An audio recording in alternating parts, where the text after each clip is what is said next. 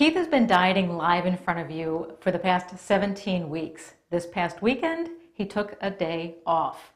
And we're going to give you those cheat day results in this video. Hi, I'm Dr. Becky. I'm a college instructor of the science of nutrition. And I'm Dr. Keith. I'm a chiropractor in private practice for the past 26 years. And I had a cheat day 4 days ago. And I am actually 1 pound down from where I was last week. Which is pretty awesome, but there's a little bit more to that story with your weight, right? So let's start with telling everybody what a cheat day meant to you. So you have been on a low carb, high fiber, high fat, moderate protein diet for the past 17 weeks. Been doing great, by the way. We should probably give your updates. So how much weight have you lost in those 17 weeks? So in total, I've lost 42.8 pounds, nearly 43 pounds. And one of those pounds came off this week. That's right. Even though you had a cheat day on Saturday. That's right. Which had nothing to do with low carb. Absolutely not. Okay, so what did you? Let's walk through so people understand exactly what you did on a cheat day. So what did you have? So to start off, I wanted to check my blood glucose. Yes. So I took my blood glucose in the morning before I went to work. Now, I had told you last week that I had some Girl Scout cookies saved up in my safe. So when I got to work, I took those out.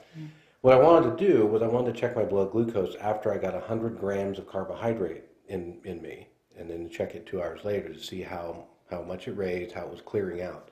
Okay, cool. You wouldn't be amazed at how many Girl Scout cookies it takes to get 100 grams of carbohydrate. I was actually shocked. Yeah. I think I had 16 Thin Mints and 12 Do-si-dos to get to 100 grams of carbohydrate. That is going off your low-carb diet. Yeah. The funny thing is, though, I didn't have another Girl Scout cookie all day because I was sick of them by that point. Yeah. So that's kind of a funny thing, because I would have snacked all day. But anyway, my blood glucose after 2 hours was at 136, which wasn't too bad. I expected it to come down as the day went on. But then, lunchtime, we went out, had a sandwich, a big Italian hero thing that, again, it tasted good, but it wasn't anything that I couldn't live without. Okay. As the day went on, I was kind of starting to come to that realization. Which is a good realization. It is a good realization, yeah. So later on in the afternoon, checked my blood sugar again. It was about 146. So it was staying kind of steady with the carbohydrates that I was eating. So that night, I wanted to have pizza. Hadn't had pizza for 4 months. Got a nice Works pizza that had lots of veggies and meat and stuff on it. And also got a brownie delivered with that, a big pound of brownies, and because I planned on having some ice cream, and so I had a hot fudge brownie sundae afterwards. Okay. So the pizza was good. Again, I used to just live and die for pizza. It was good. It wasn't anything that I couldn't live without. So are you saying, do you feel like your tastes have changed, or was it just that it just wasn't worth the loss of progress? What were you? Yeah. Well, maybe all that. I don't know. My tastes have definitely changed. The carbohydrate, and having the high blood sugar, it didn't spur any big, like just start gorging kind of thoughts with me. In fact, I thought I was going to end up having, 5,000 calories or more. Yeah. I ended up having 4,300 calories. Okay. And I was at 4,000, but right before bed, I grabbed a cold piece of pizza because my wife does not understand the delicacy that cold pizza is. So that kind of bumped it up another 300 calories. Yeah. But so I went to bed. My blood glucose was about 165 after having the ice cream and the pizza and everything. And I was full. I mean, I was done. So the next morning, I was up at 6 a.m. and I did my blood glucose, and it was at 170. Yeah, at 6 a.m. I found that it perked my interest for sure. That was a little intimidating to me. I wasn't happy with that. Yeah. A little scary. I was a little shocked at that too, and I don't know if it's just that. Number one, I know that I was really insulin resistant. And maybe not really having much of an insulin response at all for the past 4 months. Maybe my pancreas was a little bit lagging too. I don't know, but that was a little shocking. Now later in the day, it was right back down. I think it was like at 110 or something. Right, which that was actually reassuring because you did have some insulin response that was bringing your blood sugar down.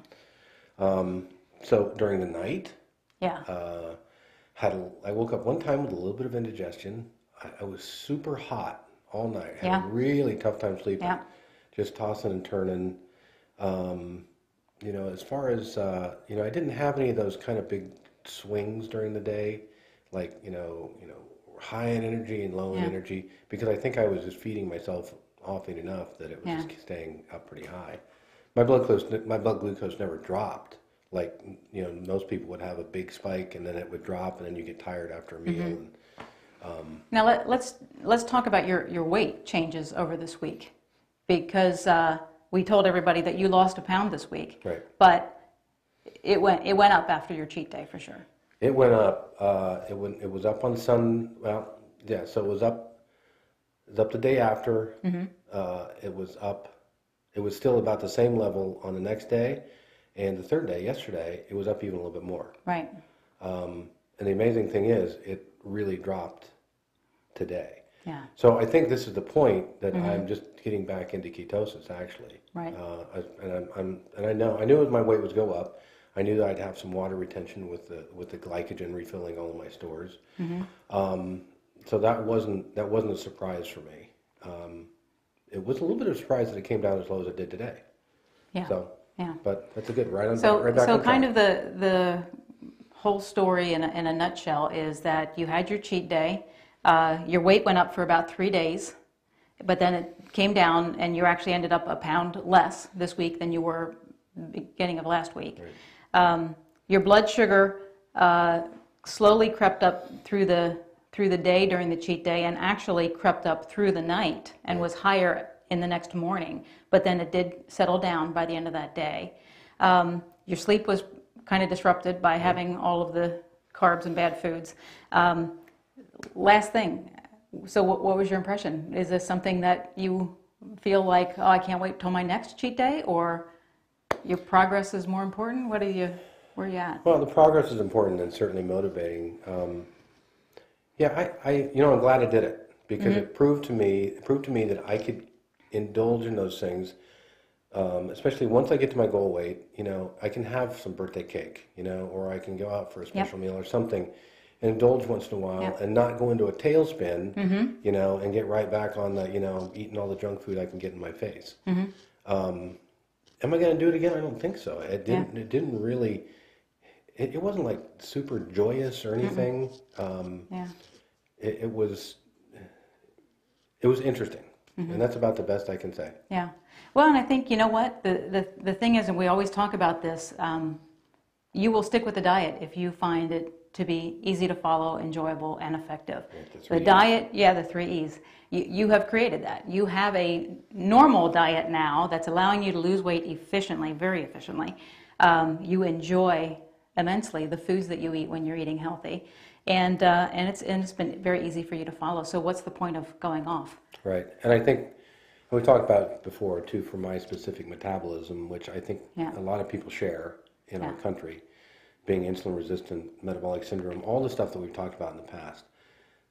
Doing that cheat day and taking those measurements really kind of brought it home for me that the way I'm eating now, high fat, high fiber, low carbohydrate, is going to be the best thing for me, going forward from this point, health wise. Yeah. So. Yeah, and so we'll kind of wrap this up with, we have a starter kit that we put together. What that starter kit has is the 0, 1, 2, 3 strategy, which is really how Keith kind of kick-started everything.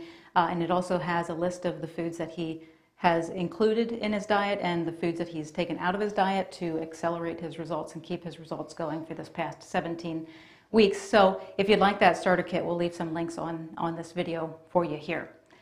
And if you'd like to see how his results are keep piling up, right? How the pounds keep coming off. Please subscribe to our YouTube channel here, and we will be back again next week. Thanks. Thanks. Look at that.